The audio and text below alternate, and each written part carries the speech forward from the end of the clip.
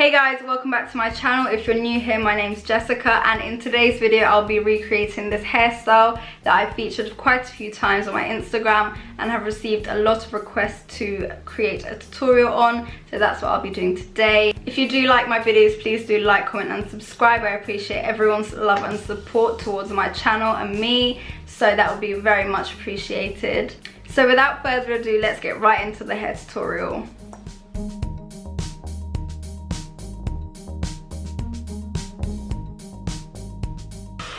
Oh, I'm tired already.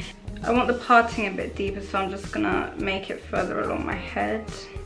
Now that I've got the parting, I'm just gonna mimic where a fringe would normally be along the top of your head. Now I'm just gonna section this long piece of hair, which is going to be our fringe. The parting doesn't have to be very neat because no one's going to be looking at the top of your head. You can choose fancier hair ties, you don't have to look like a unicorn.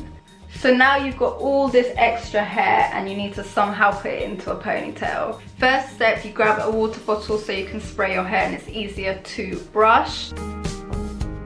No one is going to see this part, so it doesn't matter if it doesn't look neat. Because my hair is so heavy, I just hold my hair with my arm underneath.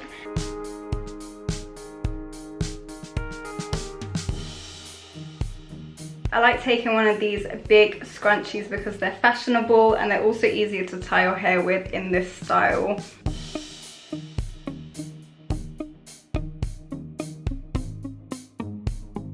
Just a quick tip, if you want your ponytail to look quite high without having to wrap hair or anything like that, just use one of these scrunchies that are quite thick. I use two so my ponytail can be quite high because my hair is quite thick, so it looks kind of weird when it's flat. It is an essential that you detangle your hair thoroughly so that it can be as flat as possible across your forehead. So what you're going to do now is spray the extra piece of hair with some water so that you can smooth it down easily. Before you get into tying your hair back, you need to get yourself some bobby pins or grips so that you can secure the fringe behind because the hair is too long to just tuck behind your ears. This is where you're going to grab your gel and apply it on just the front part of your hair so it's nice and smooth.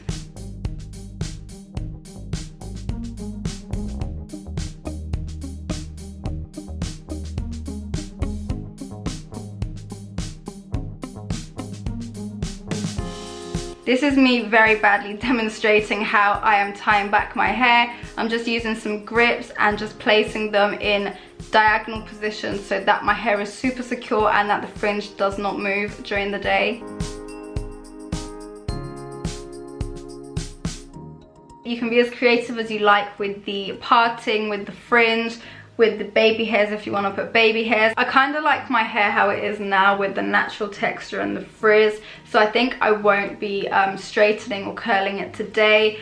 One thing I do use sometimes is the Urban Waves texturizer by Beached, and that just kind of gives the natural waves without having to crimp or curl your hair. What I sometimes like to do with this hairstyle is also straighten the hair and just curl the ends, so it gives a quite nice 60s vibe and it just looks super cute and innocent.